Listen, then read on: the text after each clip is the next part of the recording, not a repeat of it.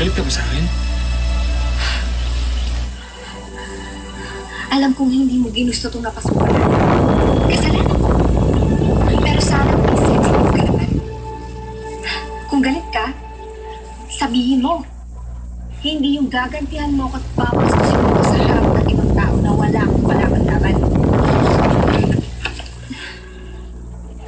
Magpapanggap tayo mag-asawa sa harap ng ibang tao.